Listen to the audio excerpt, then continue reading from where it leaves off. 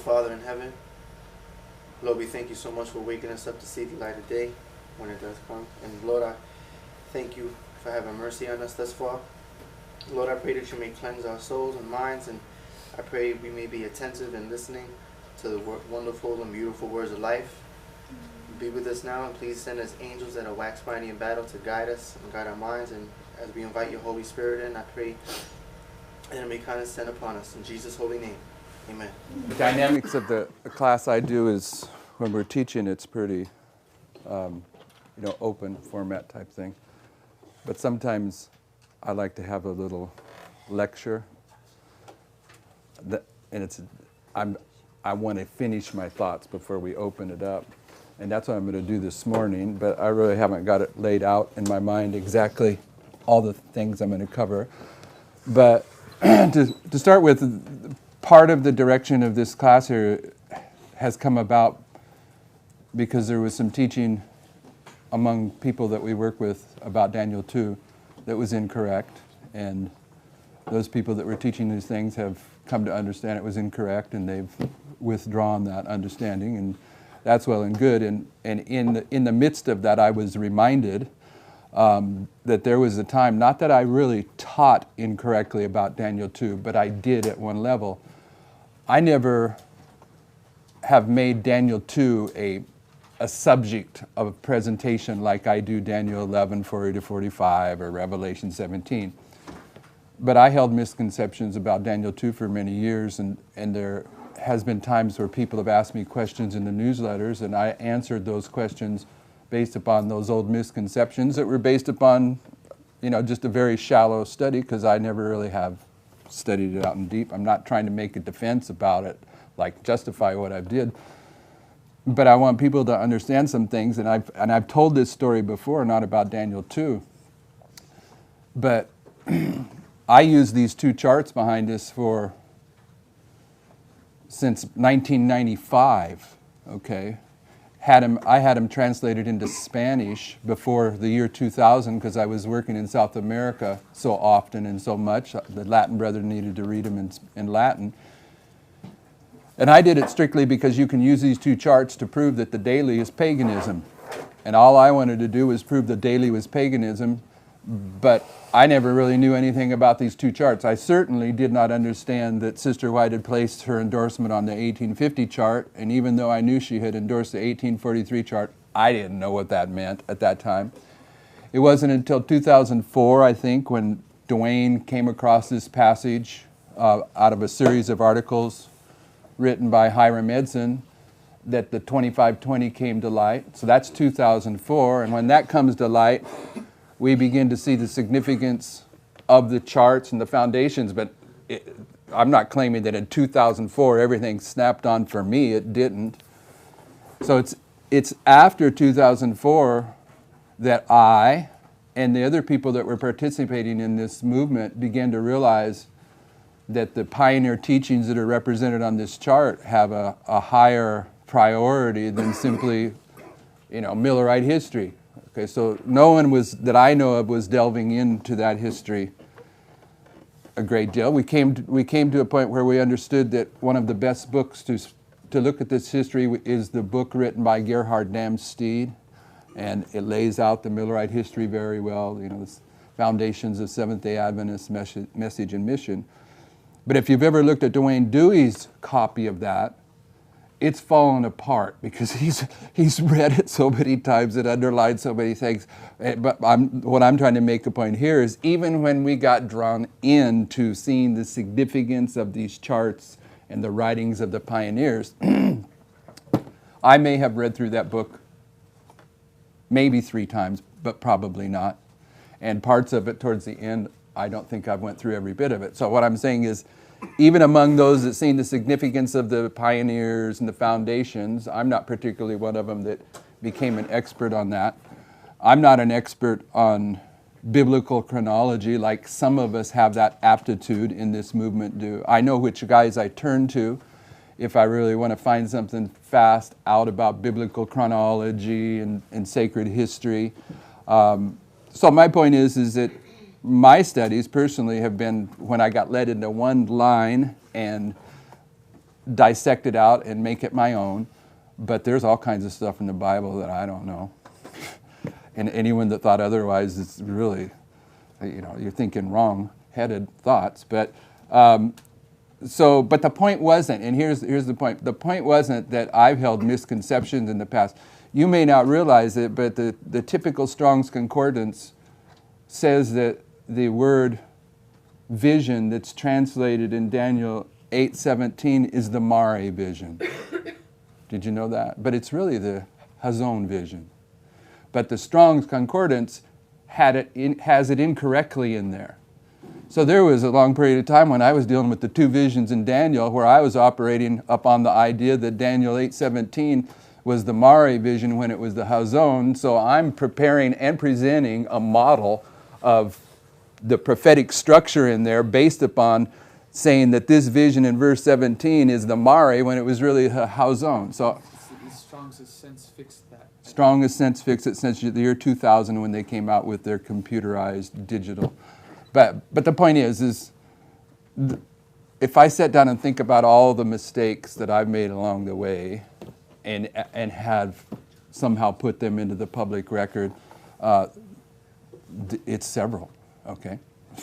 But I'd never have, you're not going to find in the public record, not even one time, where I deny that I make mistakes or I claim that I'm infallible. It just doesn't happen. So the point about staying this position on Daniel 2 and that some of us were teaching incorrectly now, and well, Jeff taught it incorrectly way back when, wasn't the issue. I want to put this in focus.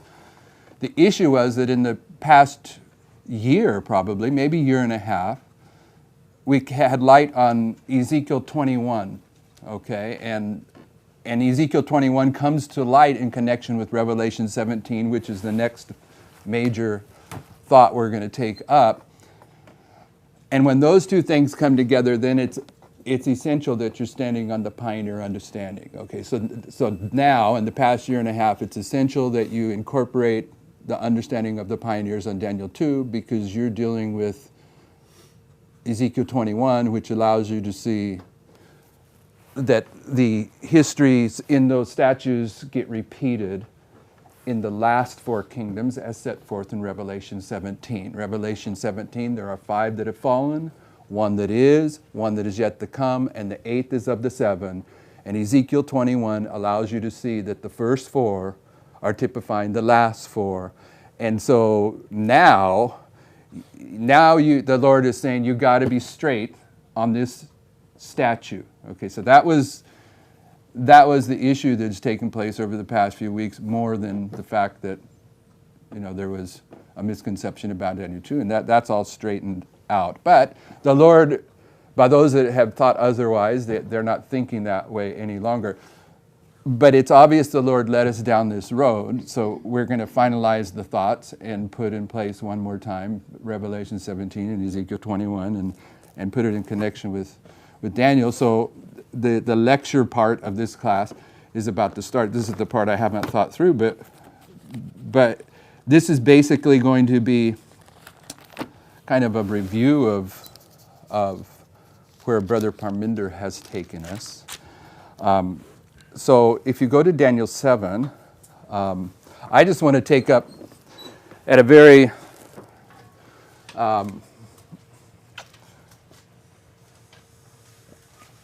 simple level, I think, in terms of none of this should be hard to understand. But when we're grappling over this part of the statue, okay, there was a time, and I remember this. Some things they just stick in your head for whatever reason. I don't often sit down and read William Miller's writings, but for whatever reason, I was reading some passage by William Miller that I never came across before. And I never even knew that it was an argument for William Miller and the Millerites, and so I just didn't have any significance for me. But I read it, and I clicked. I got what he meant. And I got kind of a sense of, oh, that was significant back then. And within 48 hours, I was in meetings in Oklahoma, and the meetings were structured that the people that were there were by invitation only, and the audience consisted of 50% people that were employees of the General Conference and 50% that were self-supporting ministries.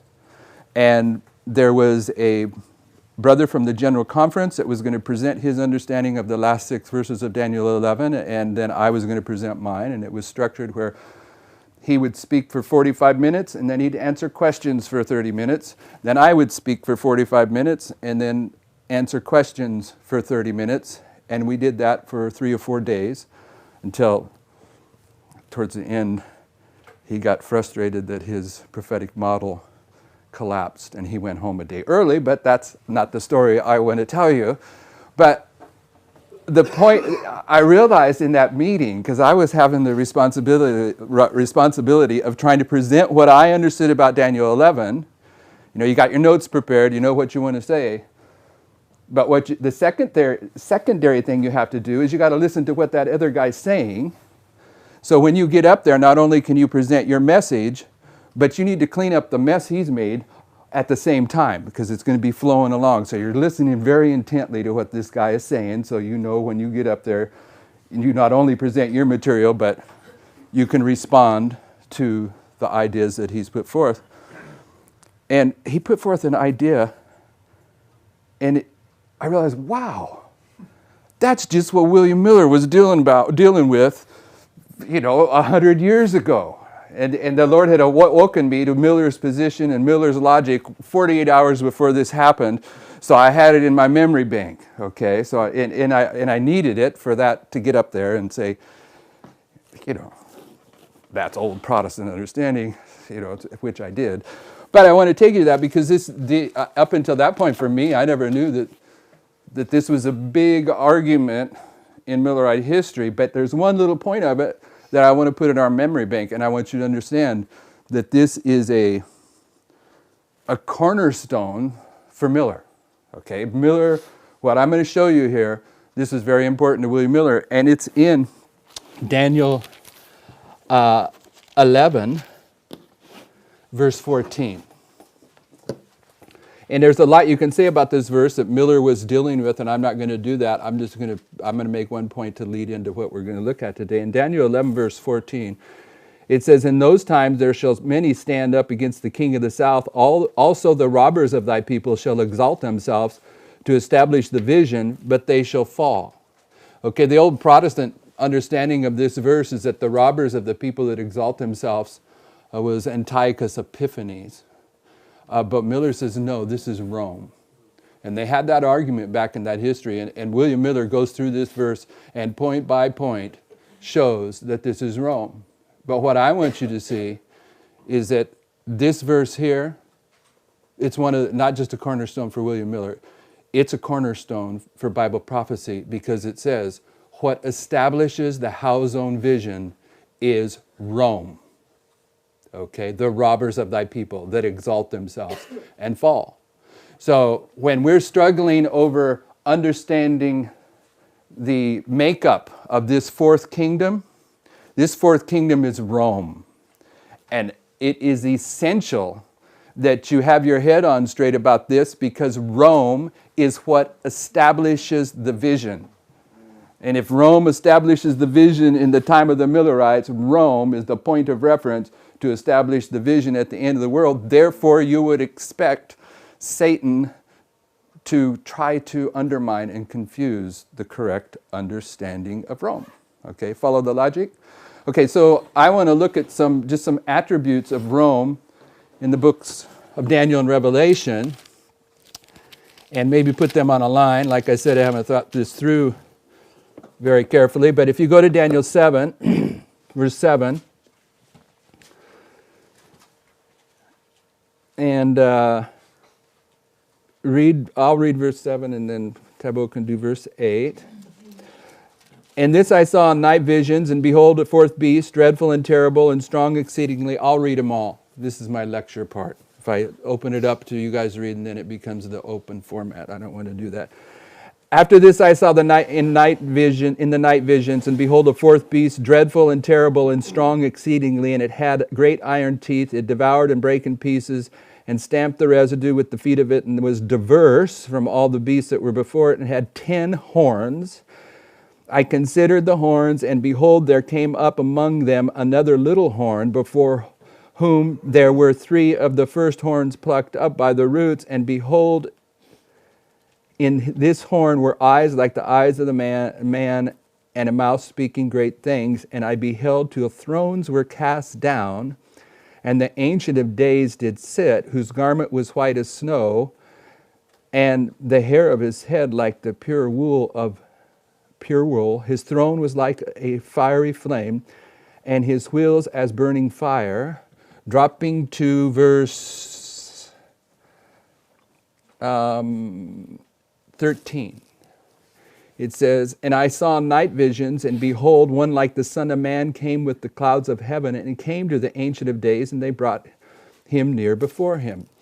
The reason that I went to verse 13 is you probably all are aware that in the great controversy, Sister White takes verse 13 here, and Daniel 8:14, and Malachi, when the messenger suddenly comes to his temple, and Matthew 25, and says they're all the same vision. Okay, so what I'm saying is, here in the book of Daniel, when it comes to Rome, Daniel 7, it has 10 horns, but 3 are plucked up, which leaves 7. And then you have, what do you have in verse? I just about opened it up to free flow. I'm not going to ask you. I'm going to tell you what you have. Then you have the judgment, okay? You have the judgment. All right, so I'm going to put, I guess, October 22nd, 1844, when Christ comes to the Ancient of Days, and thrones were cast. And what throne is cast? Pardon me? I can't ask you. Yes, I can. All right. I will tell you then. The throne that is cast is the throne of glory. All right. When Jesus ascended to heaven after the cross, did he ascend on high and take a seat upon the throne? Yes. But there, he was sitting upon the throne of grace. Okay. October 22nd, 1844, he moves into the most holy place, and he sits upon the throne of glory.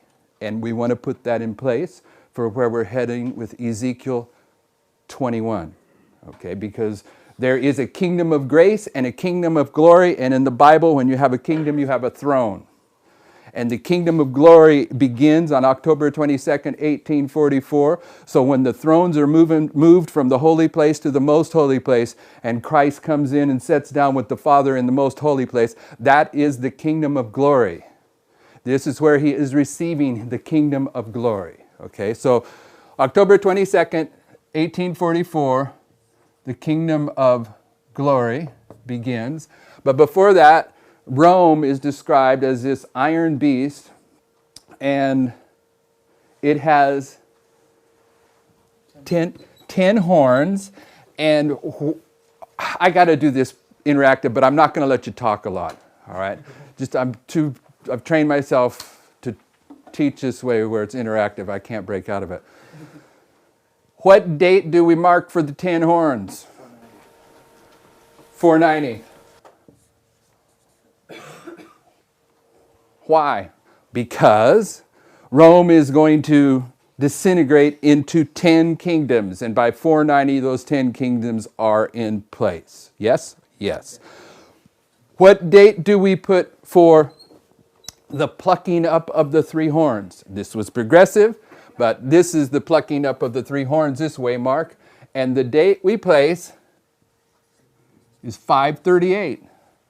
The reason we do that is the last of the 3 horns was the Goths that were driven out of the city of Rome in 538, and this marks the beginning point for the reign of the papacy. All right. Yes? Yes. Okay. So that's Daniel 7, and let's... Okay, and when those three horns are plucked up, we got the papacy here. So let's go to Daniel 8. This is Daniel 8.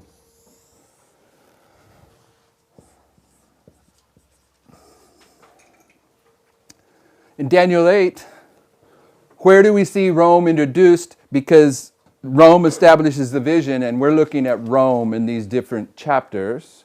We see Rome introduced in verse 9 of Daniel 8. And it's introduced as a little horn. But in verse 9, it is the masculine little horn. And what does he do in verse 9? Daniel 8:9 says, and out of one of them came forth the little horn, and waxed exceeding great towards the south, toward the east, and toward the pleasant land. What history is this? When does Rome come into prophetic history? 158 is up here for the League of the Jews. Okay? So, pardon me? My brother is saying 31 BC. We'll get to that. But Rome comes into this history in verse 9 in 158, according to the pioneers, because according to Millerite logic, a power is marked in prophecy when it comes into connection or some kind of historical relationship with God's people. And in 158 BC, Rome forms this league with the Jews. So this is where they're introduced into prophecy. But what are they going to have to do before they get to 31 BC? They're going to have to conquer three geographical areas. That is what is marked in the verse. The east, the south, the pleasant land. Okay, and this is describing the activities of how Rome comes to control the world. Now, what was the third obstacle? What and when is the third obstacle in this verse that Rome will conquer? Egypt. When is Egypt conquered? 31 BC at the Battle of Actium. So from here to here, what is pagan Rome doing? It's removing three obstacles. And you want to see that because in order for the papacy to take the control of the world here, three horns have to be plucked up. In order for modern Rome to take control of the world at the end of the world, it has to overcome three obstacles: the king of the south, the glorious land, and Egypt. So from 158, when Rome comes into prophetic history, it has to conquer the east, the south, the pleasant land, and the third of those entities is Egypt in 31 BC. Verse 9 is portraying the little horn of Rome in the masculine sense, but verse 10 is portraying the little horn in the feminine sense. And we understand that to be representing not pagan Rome, but papal Rome. Verse 10 of chapter 8 says, and it waxed great, even to the host of heaven, and it cast down some of the host and of the stars to the ground, and stamped upon them. Okay, what kind of activity of Rome, with a papal Rome, would that be? Okay, let's pass by that and go to verse 11. Verse 11 is a little horn in the masculine sense. We'll come back to verse 10. It says, yea, he magnified himself, this is pagan Rome, even to the prince of the host. He magnified himself to Christ at his birth, at his death. And from him, by him, through him, paganism was lifted up and exalted. And by him the daily was taken away, and the place of his sanctuary was cast down. Okay, so what kind of dates do we have there? This is Daniel 8. Okay, well, he exalts himself to Christ at Christ's birth. Okay, because he gives permission to kill Christ at his birth, but Jesus is taken to Egypt. So what do we put that? 4 BC? His birth? It would be within 2 years after, right? when the persecution 4 BC is probably fine. Yeah, well, you're worrying about the persecution, and so you're going to subtract. We can do 2 BC. This is not a big point for me on this subject, but they also exalted themselves to Christ at the cross. When's that? 31 AD. Now we're in AD. Okay. They're going to also cast down the sanctuary. When is that? 330. And I wanted to kind of keep this in relation to that, and I'm already off course.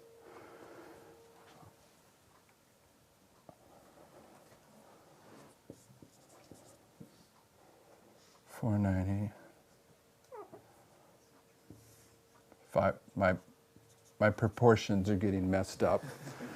We'll try to rectify this later. 330. When was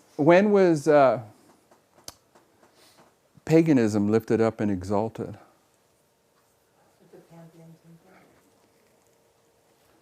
Yeah, this is an attribute of Rome's activity. Okay, we probably don't have time to get into the depth of this verse, but Michael's getting to where I'm at, because in this verse you can see illustrated a counterfeit offering. You can see a counterfeit priest that's taking an offering and lifting it up. This is a counterfeit offering, and the daily is representing a sacrifice that in this illustration of the counterfeit offering that is slain and lifted up. So let's ask it that way. Paganism as this counterfeit sacrifice that's going to be lifted up and exalted, but it has to be slain before it's a sacrifice. When is paganism slain? 508.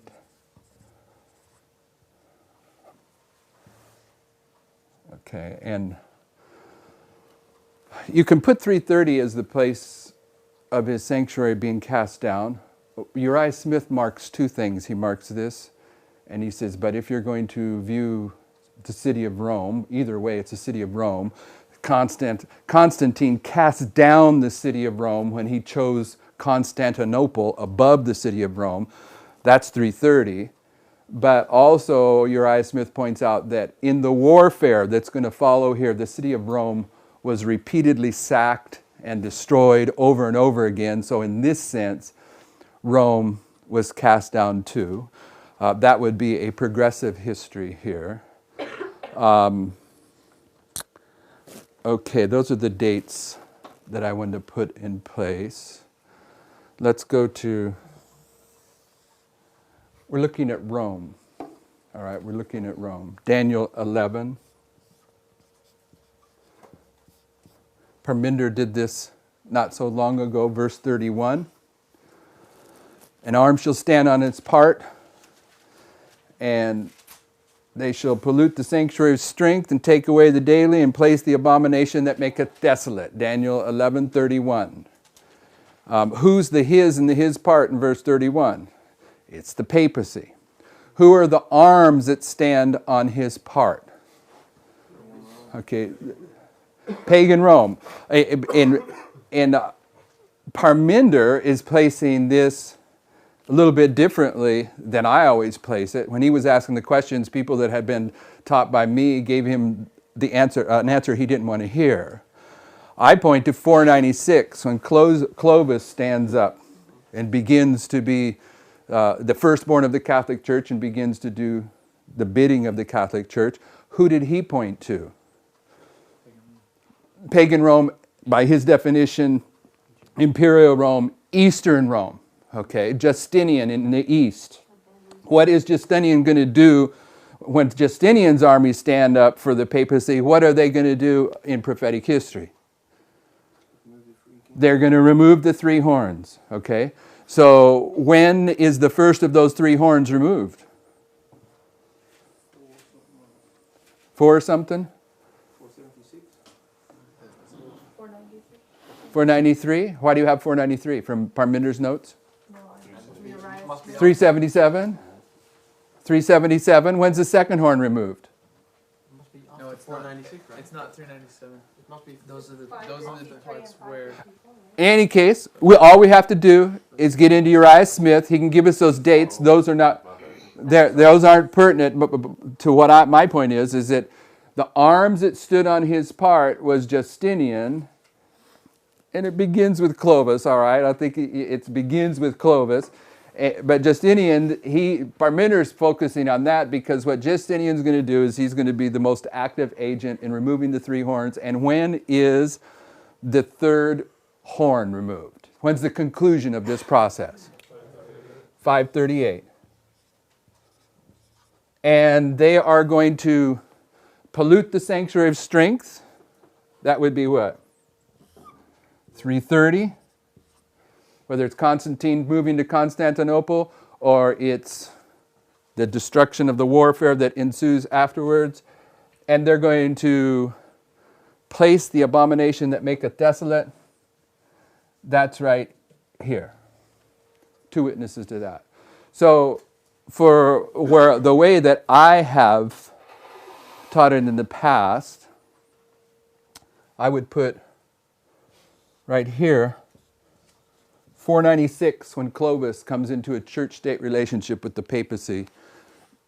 But I'm not arguing against what Parmender was teaching. I think it has it should be applied there, okay? So if we really want to nail down those dates, we go in and do our homework. This is your homework assignment. All of you will tell me tomorrow when we come back, what are the dates for the removal of the first two horns? So we can put this on this line. Easy, just go to Uriah Smith, okay? So then you have, this is Daniel 11, 31. Let's go to Daniel 12, 11, and 12. Pardon me? Daniel 12, verse 11 says, and from the time the daily sacrifice shall be taken away. When's the daily sacrifice taken away? And the abomination that maketh desolate set up. 538. There shall be how many days? Which takes us to where? 1798. Blessed is he who waiteth and cometh to where? 1843. Okay, so now we're down here. This is 1844. Everyone follow these waymarks. These waymarks are about Rome. Okay, the only waymarks that we're not picking up. In fact, someone could do it right now if they have their computer. They could get on the Pioneer Writings and locate when the first two horns are removed. I have it from Uriah Smith written in my Bible library. Okay. We're talking about the Heruli, the Vandals, Yeah. and the Goths. It says the Vandals are 534, the Heruli are 493, and the Ostrogoths are 553. 534 and 493. But the Goths are driven out of Rome in 538. That's why I wonder why you put 538, but Well, this is what marks the removal of the city, okay? And the removal from that city, the city, whether it's pagan Rome or papal Rome, is Rome. And I'm glad that this conversation comes up. There is another line here that we want to put in place. Daniel 11:24. Daniel 11:24 is also teaching us something about the history of Rome. And it says in verse 24, he shall enter peaceably upon the fattest places, this is pagan Rome, of the province, and he shall do that which his fathers have not done, nor his fathers' fathers. He shall scatter among them the prey and spoil and riches, and he shall forecast his devices against. And it's worth looking at this word against, Uriah Smith accurately in Thoughts on Daniel and Revelation says this word can be translated as from. And if you get that in your head, then this word against becomes an important piece of the puzzle when you get to Daniel 8:12. Okay, but anyway, pagan Rome is going to broadcast, it's going to direct its authority from the stronghold for a time, and the stronghold is the city of Rome. It's saying that pagan Rome is going to rule the world supremely from the city of Rome. And while pagan Rome is in the city of Rome, it is invincible.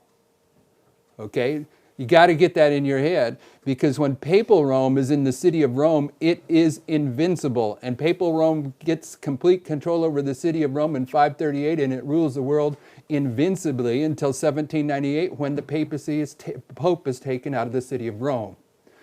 And Rome is the sanctuary of strength for both pagan Rome and papal Rome. And while they're in the city of Rome, they're invincible. Okay? And it's saying here that Rome is going to rule the world invincibly for a time. What's a time? So when does that start? Right here, 31 BC. When's it end?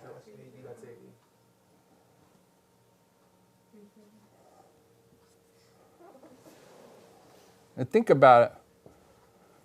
They're invincible for 360 years. The United States, if you mark the beginning of the United States as 1776, they've been the premier kingdom, so to speak, for 240 years, and they weren't invincible that whole time. They still aren't, probably, but my point is this is a long period of time. A long period of time to be invincible. Okay.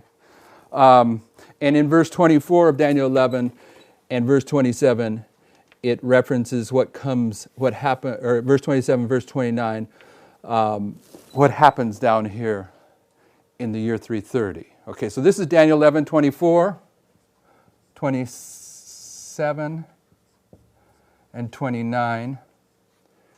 And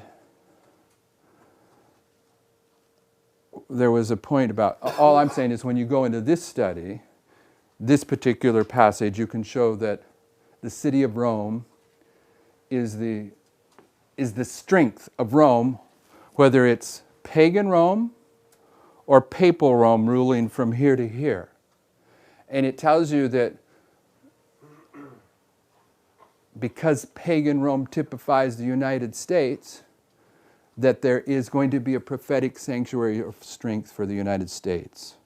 And while that sanctuary of strength is where it's supposed to be, the United States rules the world supremely. What's the sanctuary of strength that those two lines typify? The Constitution. From the creation of the Constitution in the United States until the Constitution is overturned at the Sunday Law is marking the period of time that the United States is ruling as the sixth kingdom of Bible prophecy, and it's been typified by the sanctuary of strength as the city of Rome for both pagan and papal Rome. Okay, let's return to Daniel 8 now. Daniel 8:12. We left out the feminine parts. And in verse 12, this is the feminine little horn. And it says, and a host was given him against the daily sacrifice. A host, being an army, is given the papacy. When's the army given to the papacy in Daniel 8? Now, it depends on whether you're going to look at it from the perspective of Parminder or the perspective of what I've taught in the past, right? About Parminder's point, just so you can see what his point was here, so that everyone can see, is 496 comes after the first horn was conquered. So his point is that the host should be given before any of the horns are conquered. Okay. Just so it's clear. That's his question. So from here to here is Justinian, or the Eastern Empire. Okay. From here to here is the Western Empire. But both of them are standing, their armies are standing, western and east, for the papacy. Okay? You with me? So in verse 12 it says, a host shall be given him against. This is the word that's in Daniel 11:24, and it's better translated from. And military strength was given the papacy from paganism, from the daily, from Eastern Rome and Western Rome, who are both pagan entities. They're both going to give their military might to the papacy to place them on the throne. And it says, by reason of transgression. What's the transgression? This is why, to me, Clovis is the premier symbol of this. What's the transgression that allows the papacy to take control of these armies, both the eastern and western side of Rome? Church and state. Okay, and Clovis is the Catholic Church calls him the firstborn of the Catholic Church, the eldest son of the Catholic Church, because he came into a legitimate church-state relationship in 496. Okay, so the transgression here is being marked as combination of church and state. So in Daniel 8, let's put 493, although, and 496 as the arms standing on their part. I'm saying that the removal of this first horn is a symbol of the work of Justinian. Perhaps Parminder places Justinian actually in some other history, maybe when he took the throne before that. But in any case, that's in Daniel 8, verse 12. And Basically the east and the west. east and the west are both there. And so, this is verse 12. Okay. This here would be verse 9. Why is this verse 9? Because verse 9 says he has to overcome 3 geographical obstacles, and the third one is overcome in 31 BC at the Battle of Actium. Follow me? So somewhere, verse 12 is taking us to this history when the military might is given to the papacy, and verse 11 is taking us to this history where paganism is going to be lifted up and exalted. What's verse 10? Verse 10 is the feminine little horn. And what goes on that the papacy in this history is casting down the hosts and the stars. Pardon me? Persecution. Pardon me? The 1260? I don't think it's the 1260. That would be way before that. It's got to be before that in the flow of these events. Pardon me? Changing the government in some way. Changing the government. I would place that, the marker, right here at 321 and back here in 100. Because Paul, and the 100 is very vague in terms of actually applying it, but in this history here, in this first century, Paul writes in 2 Thessalonians that the mystery of iniquity doth already work. Okay, the activity of the papacy. And what's the activity of the papacy that is the mystery of iniquity? Well, it can be to come into my life and teach me errors that are going to keep me out of heaven. And it can be to infiltrate churches, to turn them away from the truth. But in Revelation 17, where the woman that sits upon the beast, one of her attributes on her forehead is mystery, Babylon. When you trace that connection with mystery, what's being illustrated in Revelation 17 is how this mystery religion of Babylon moves from one kingdom to another kingdom down through history. So I would contend that the primary application of the mystery of iniquity is to take control of the kingdoms of Bible prophecy as they move down through history. And in this history of Rome, that activity is marked by Paul, beginning here. And by the time you get to 321, that influence has so worked upon the mind of Constantine that he introduces the first Sunday law. It's 180, AD. then it needs to go over. Oh, good for you. Thank you.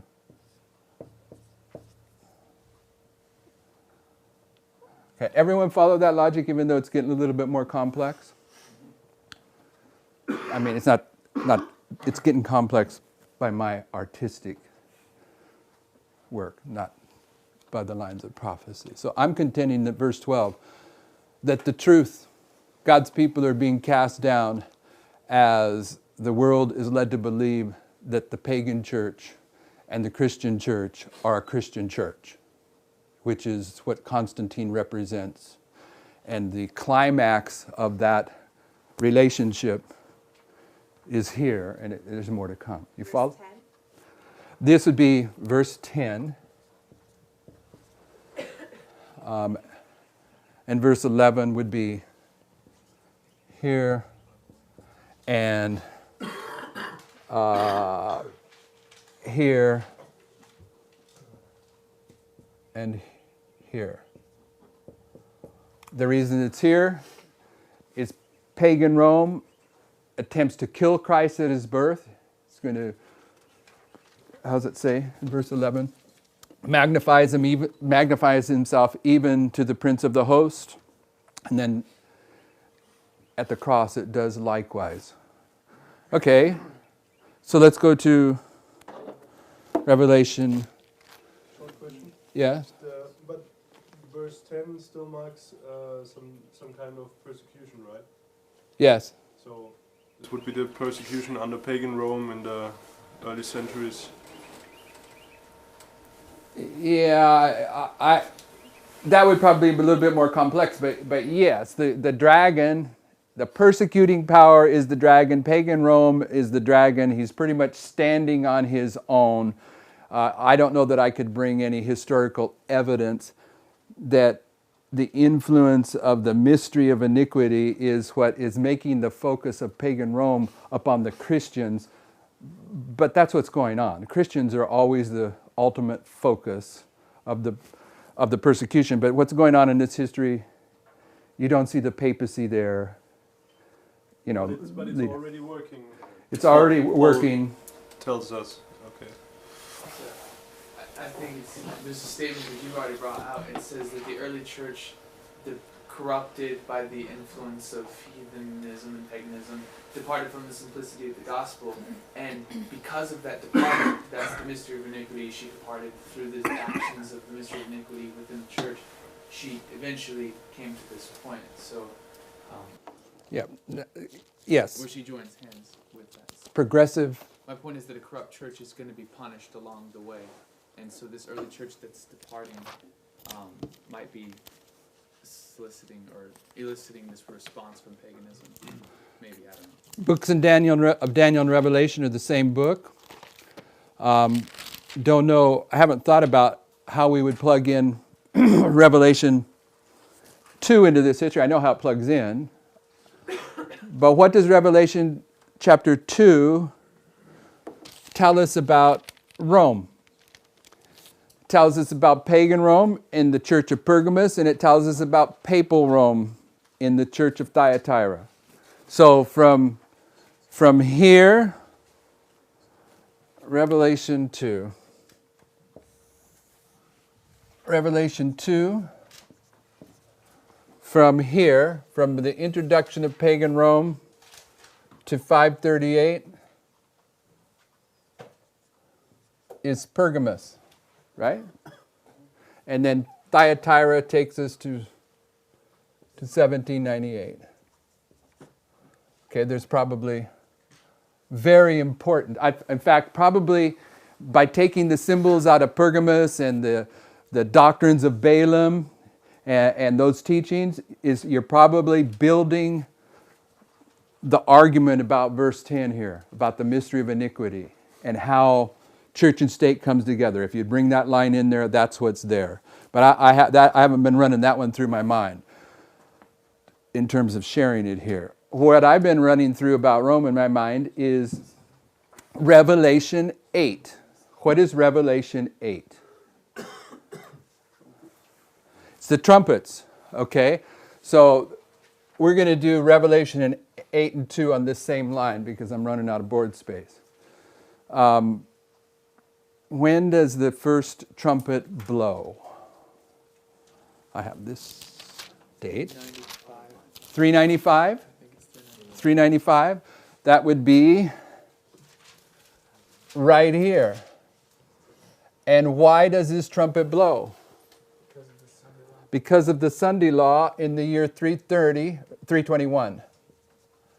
Because national apostasy is followed by national ruin. When does the next trumpet blow? 428. Next, well, let me see. Next trumpet. Okay, once again, 451, 53. This is definitely out of proportion. Fourth trumpet. 476 is what I'm going to put.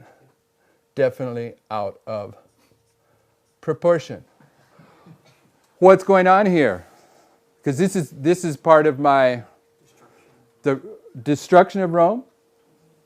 So what's happening in this history? Rome is being divided. In 330, Rome is divided how? East-west. How else? Into three parts. Everyone know what that means? The three sons of Constantine. The three sons of Constantine. What's he do? What's the story there? He takes the Roman Empire after he moves the capital to Constantinople, and he gives 1/3 to one of his sons, 1/3 to another one of his sons, and 1/3 to another one of his sons. So not only does a division take place between East and West in 330, it begins another division, a threefold division to his three sons. So the east and west is separate from the 1/3, or is that included in the 1/3? Well, it's the same empire, but it's definitely a different type of division. It's more prophetic.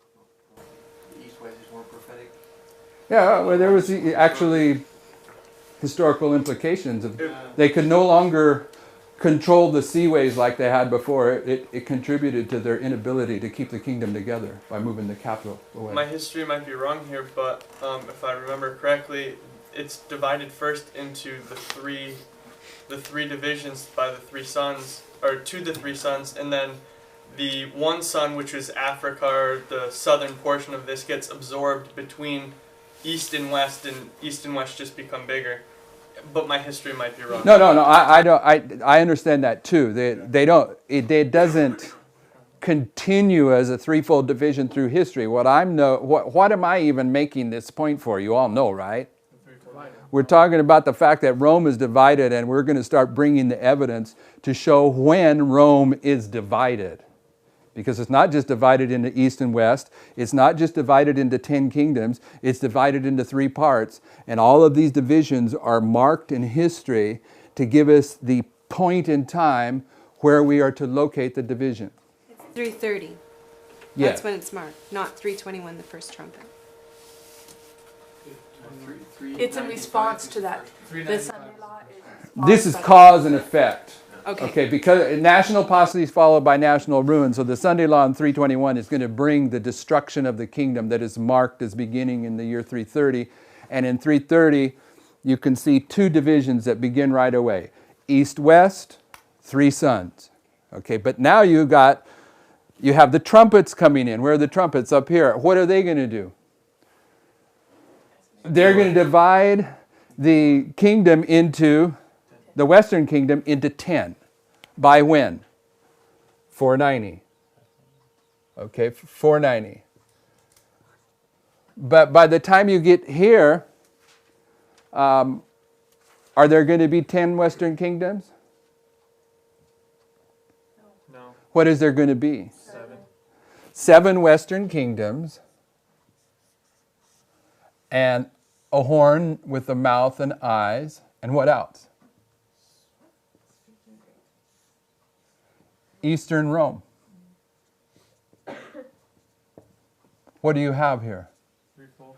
You've got a threefold union marked right at 538, right at the Sunday law. Right? 538's prefiguring the Sunday law, yes? We understand that. What do you mean by East Rome? The emperor has, back in 330, the capital has been moved to Constantinople. So the imperial Rome, the place where the political power exists, is now in Constantinople. 330. It moved there, but by the time you get to 538, Western Rome has been taken apart piece by piece. By the year 490, Western Rome is divided into 10 kingdoms. But by the time you get to 538, 3 of those kingdoms have been plucked up. So Western Rome consists of 7 kingdoms, but the Pope's placed upon the throne, and Eastern Rome is still there alive and well, giving him support. When is it that Eastern Rome gets finally taken away? 1453. 1453. So Eastern Rome's going to continue on up into here. Okay? Right? Okay, so that's the part I wanted to pull out of Revelation 8. Probably be worthwhile to look at Revelation 9, but I'm going to pass over that. Revelation 12, we see the dragon, which is pagan Rome, ready to persecute Christ when? At his birth, waiting for the child to be born.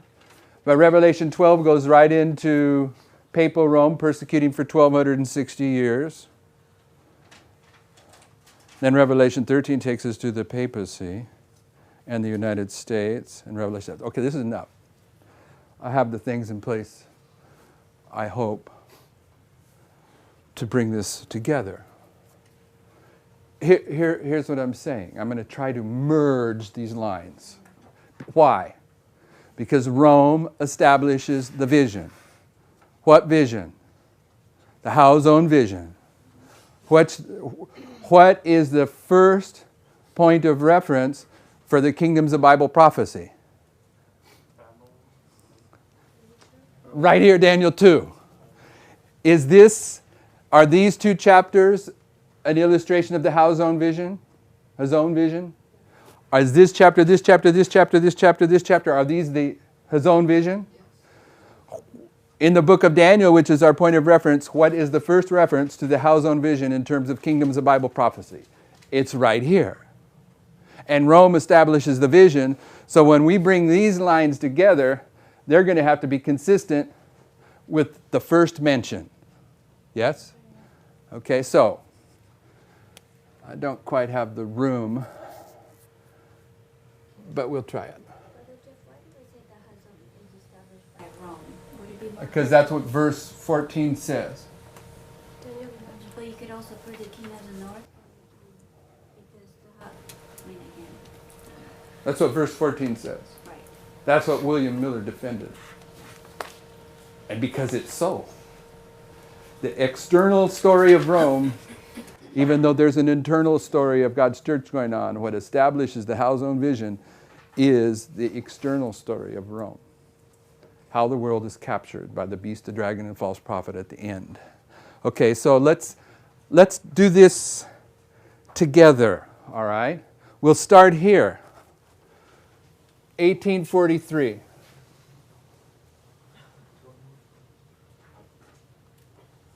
Don't let me miss anything. I have reasons to try to put all these things in place.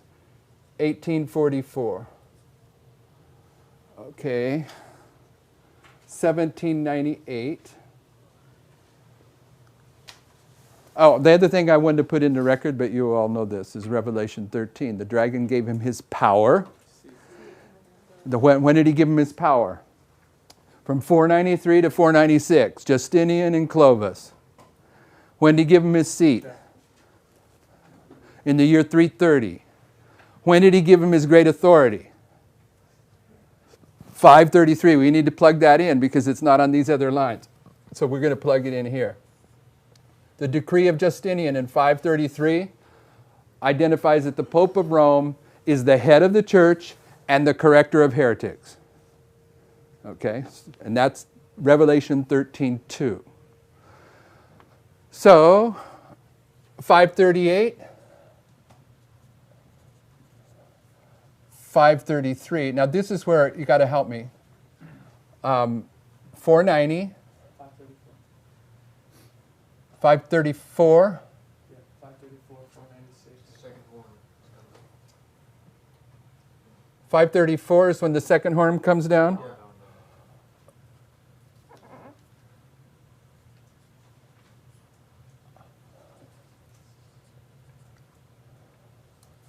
And then that would be preceded by 490? 496, 493. 496, 493. Wow. Okay. 490, 493, 496.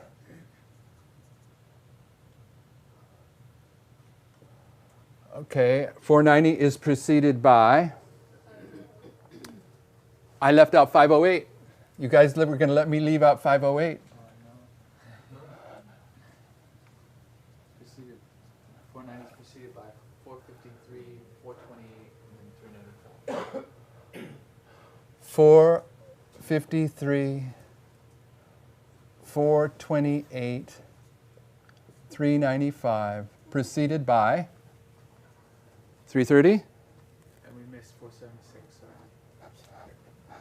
There's a lot of dates. 476 Is between is right here. 476. 330, right? 321.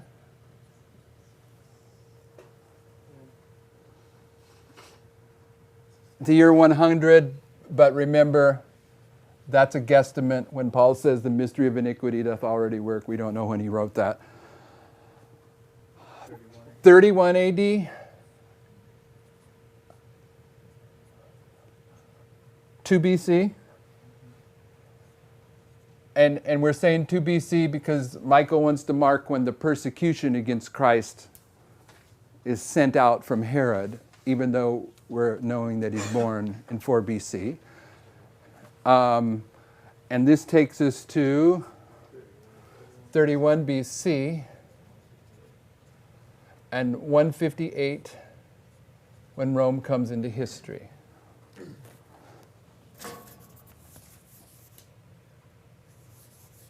This is 428, and then 453, and then second, third, 476. oh yeah. Okay.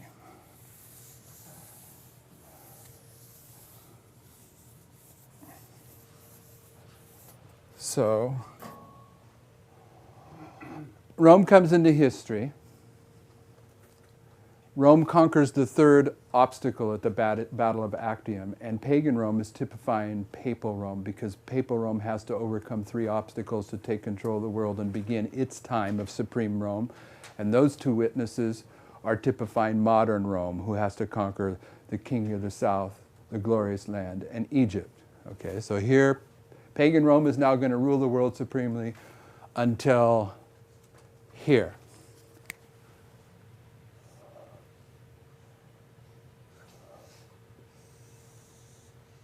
All right. Yes? I'm going to put, I like the word supremely.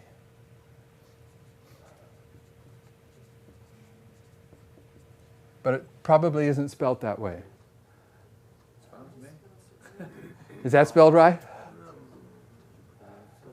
Okay. Oh, in 330, what happens? Division.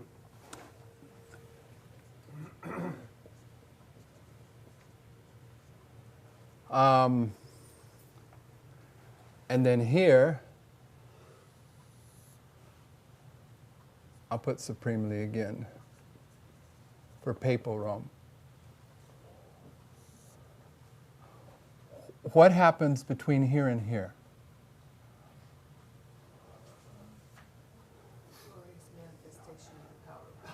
Glorious manifestation of the power of God. In Sabbath school, how many were in Sabbath school yesterday? Okay, what was there was lots, everyone acknowledged there was a lot of correct ways to answer Michael's question, but the first few questions that came up were saying the same thing, only differently. What was accomplished by the first and second angel's message? A separation of two classes. Right? So in this history here, 1843, 1844, this is internal history impacting these external histories, because it says, blessed is he who waiteth and cometh to the 1335. Okay, this is a blessing for people. No blessing on Rome. Okay, so we get it that this particular part of this prophecy has to do with a blessing that is accomplished for God's people in that history. And this is the climax of the first and second angel's message. Yes, everyone following this? Okay, so what is happening in that history? Sister White has a quote where she says, blessed are the eyes that saw the things that transpired in 1843 and 1844. What prophetically was going on in that history? Pardon me? Blessed hour, and the blessed hour did what? I already told you, but I want to take it further. There's a division. A division, but okay, forget those foolish virgins that get left behind. What is going on with the wise virgins?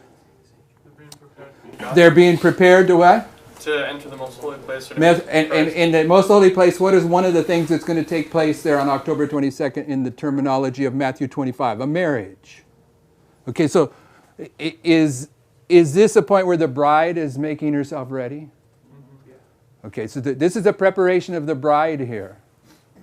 Okay, in terms of the 2520, because there's all kinds of things going on here, what's happening in the terminology of the 2520 right here? Well, from 1798 to 1844, there's a gathering, but I'm talking about from 1843 to 1844.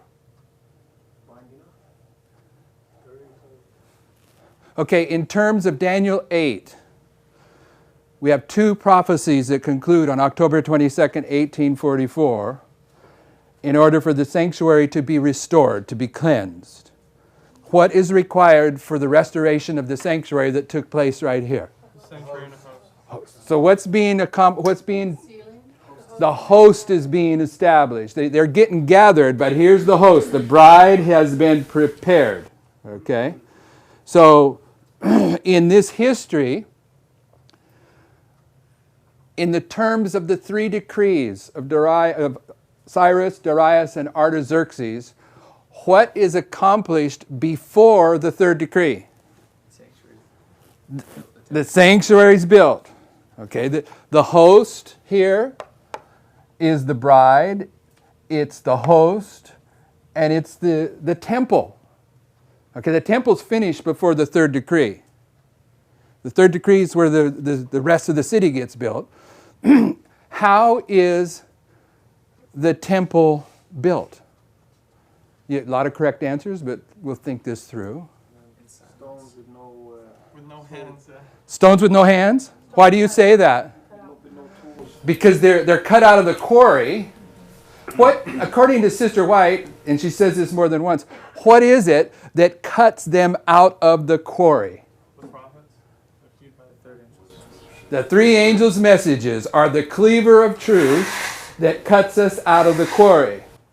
So from 1798 to this history, the Lord is preparing the stones to finish the temple that gets finished right here, which is the bride, which is the host that's being prepared for the marriage that's going to take place on October 22nd, 1844.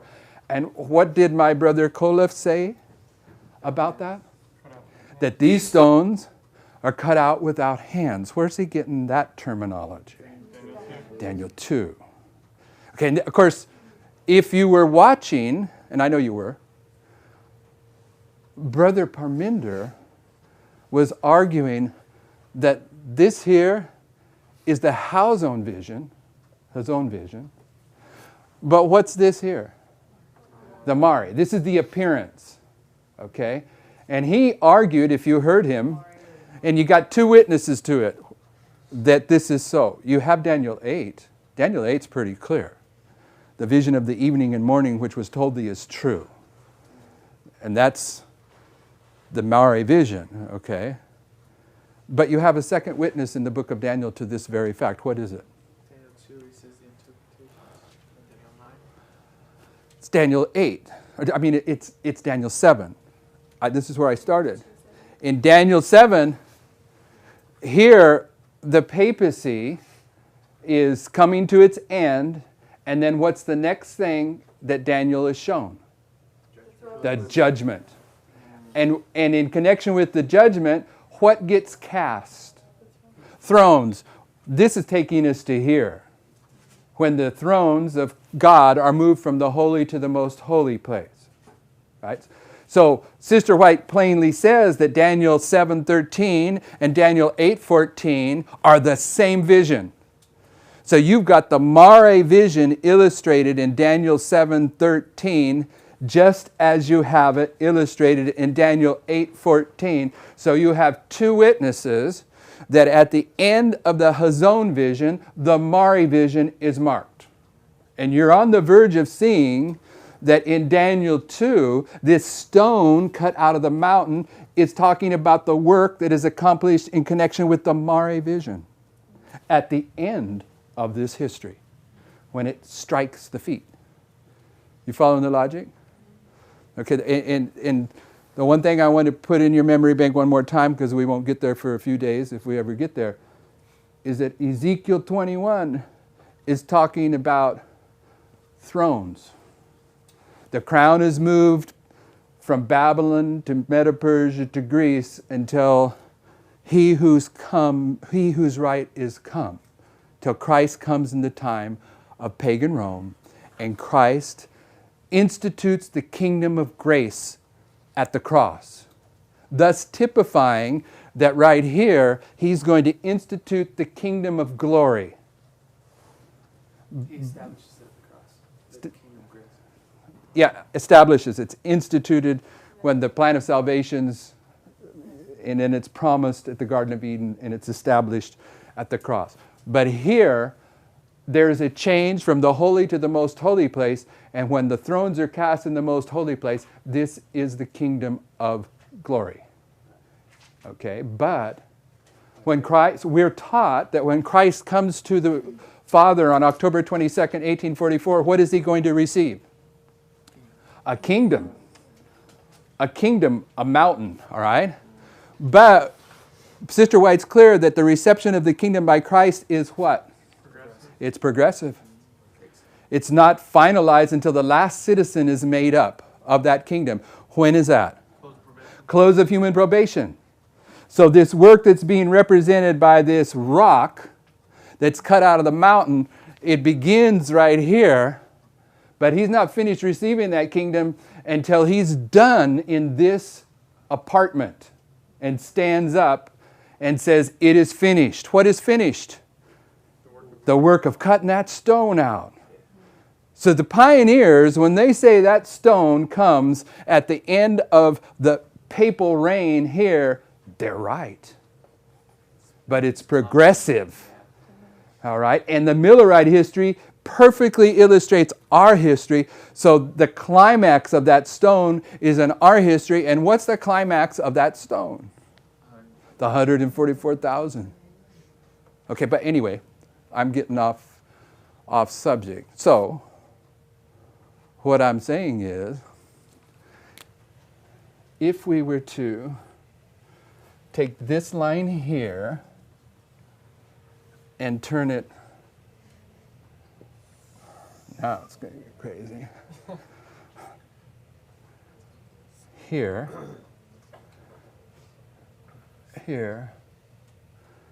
this is pagan Rome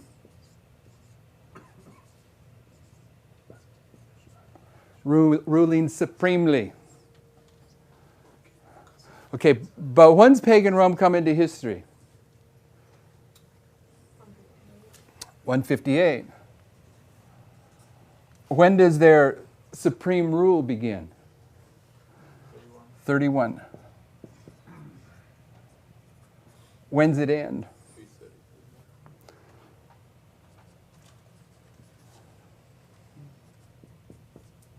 What happens at that point? Divided. The division begins. Okay, so I want to say something and then I want to define it more specifically. If I look at a woman with lust in my heart, what have I done?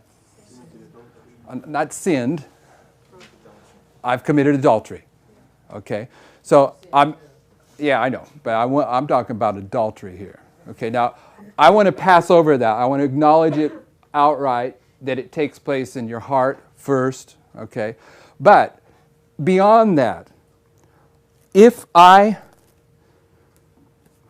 when I commit the actual physical act of adultery, marking that, not denying that it happens in the heart at the beginning, in your mind and heart, what takes place in that physical act of adultery? The two become one flesh, right? Okay, they've been mingled together. Yes? Okay, so in this description, the clay is illustrated. Let's go to Daniel 2. From the very beginning, it's portrayed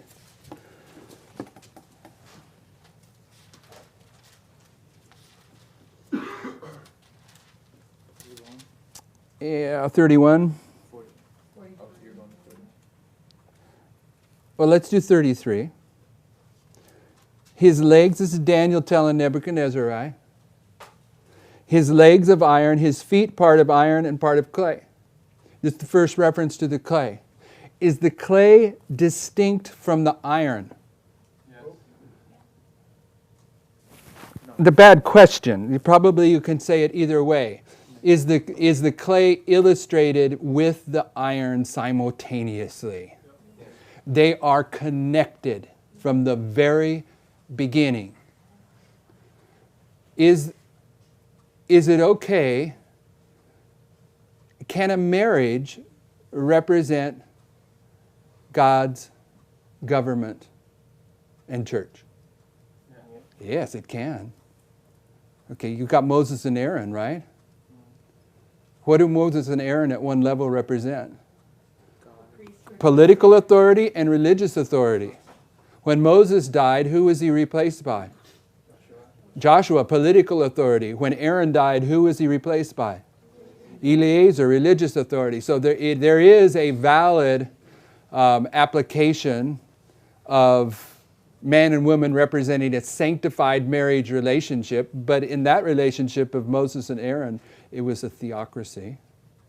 Okay, it was still under God's direction. But in this history here, we have iron and clay, and what does the iron represent all by itself? Yeah, but I mean in the history, Rome, pagan Rome. It's paganism. It's a corrupt religion. So the very first mention of clay, the clay is right there in a relationship with paganism. Can that be a sanctified relationship?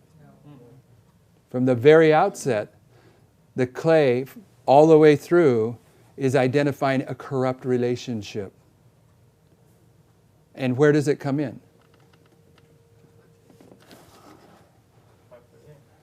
538, but it comes in here, all right, in the feet, all right? Now let's go to 41, or 40. Let's do 40.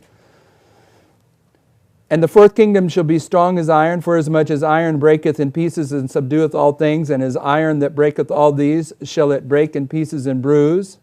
And whereas thou sawest the feet and toes, part of potter's clay and part of iron, the kingdom shall be divided.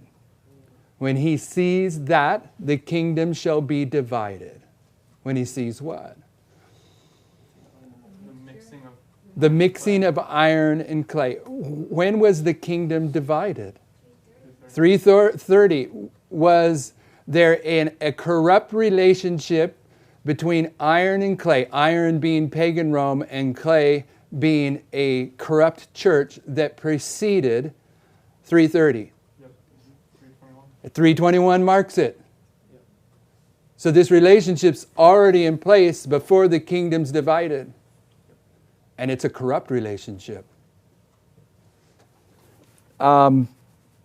Verse 42, and as the toes of the feet were part of iron, part of clay, so the kingdom shall be partly strong and partly broken. I passed over half of verse 41.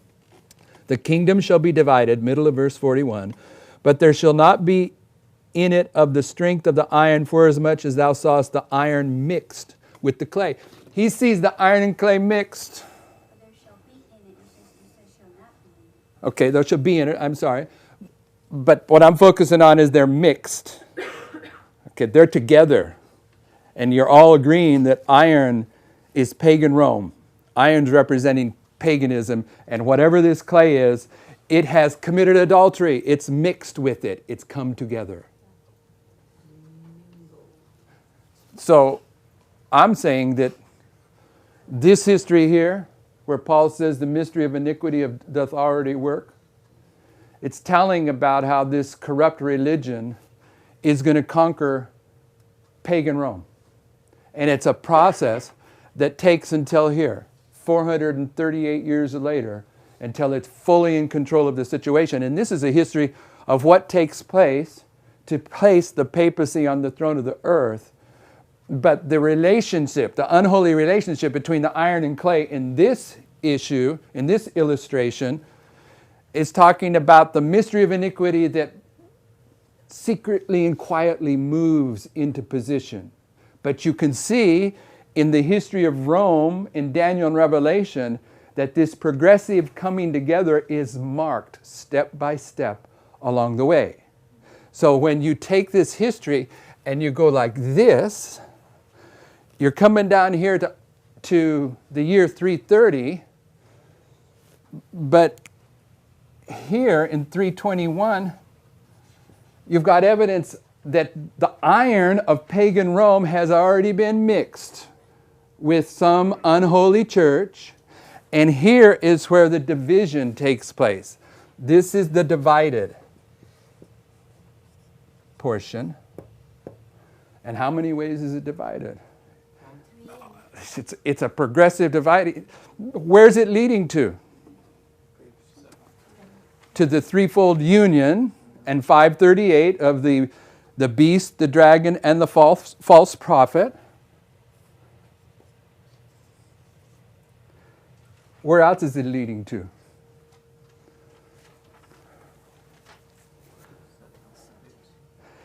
The deadly wound. To the very bottom down here, because this is the Howe Zone vision. What comes here next? What comes next? The United States. But what's going to, in this story, judgment's pretty good answer, but it's not quite what I'm talking about. Let's go to verse, The stone comes out. yes, in verse 45. For as much as thou sawest that the stone was cut out of the mountain. Where does the stone, what's the process? What's the historical process that prepares this stone to be the temple? Yes, the three angels' messages. Good, correct answer, but I'm asking about the history. And the three angels' message take place from where to where? 1798 to 1844. 1844. Isn't the two tables of Ten Commandments come out of the mountain too? Yeah, a lot of lines you can bring in here. This is where this stone is getting prepared. And what is the stone? For as much as thou sawest that the stone was cut out of the mountain without hands, and that it broke in pieces the iron and the brass, the clay, the silver, and the gold, the great God hath made known to the king what shall come to pass thereafter. And the dream is certain, and interpretation thereof is sure. I should have read the verse before, verse 44. And in the days of these kings shall the God of heaven set up a kingdom. He's setting up a kingdom. When is it that Christ comes in to receive the kingdom that has been set up? That is being set up, I should say, because it's progressive. Right here. But he has to have the host to be part of this process. From 1798 to 1844, the testing of the three angels' messages is cutting off a people that can enter in to this throne room where the throne of glory has been set up. Would you say that the cutting ends in 1844, the cutting continues on through until the first edition, with that 144,000 cut? The question is, does it continue on through, or probably you can get technical about that we stopped along the way wandering in the wilderness. Sister White says, had we followed on by faith, we would have been in the kingdom ere this. So you could argue that the whole process could have come to a conclusion a long time ago, but through our disobedience, we've been wandering in the wilderness much longer. But at the end, we know this whole cutting process of the three angels' messages is repeated in Adventism, and it's the conclusion of what begins right here. And it's the stone that's going to strike these kingdoms in the days of these kings. They're going to strike the feet of this image is what? It's the ensign that's lifted up. And I'm not trying to deny the 11th hour workers, but So literally Rome establishes that statue. Rome establishes the Because vision. it's at the very bottom and it's holding up, it establishes the entire statue even. Right? Is that what you're saying? Those feet are Rome and he's establishing Never thought about it that the way. vision. If this, because you're standing upon the control of your feet, then I guess it's, although establishing doesn't typically mean that, but I get it. Can I give you the definition what Strong says that the word establishes? It says a primitive root to stand in various relations. Oh, okay. Literal and figurative, intransitive and transitive. Abide behind a point, arise. Well, the first phrase you said was the perfect one. Yeah, to stand. That's what it makes it to stand. It's Rome better makes than it to establish. stand. It Yeah. establishes the vision, and the vision is the Halzon vision. And the first Halzon vision of Kingdom Bible prophecy, the rule of first mention, is Daniel 2, and it's standing upon a right application of Rome as a prophetic symbol. And the last word that they have, it has tarry. So it could also be applied as tarry. So there's a tarrying from 1844 until the Sunday Law in crisis at the end, which is also progressive. So when you get to 330, what have you got to in this statue? The feet are this. You're getting Somewhere in here. Okay, this is where the dividing takes place in 330. But there's multiple divisions that are going on, whether it's east and west, or three sons, or ultimately 10 kingdoms, or the division that is marked here. I mean, that is a division in a sense. You have the 7 Western European kings, you have the Pope, and you have Eastern Rome. They're divided into the threefold union, but they're distinctly different. The beast, the dragon, the false prophet. So this is an illustration of division all the way through.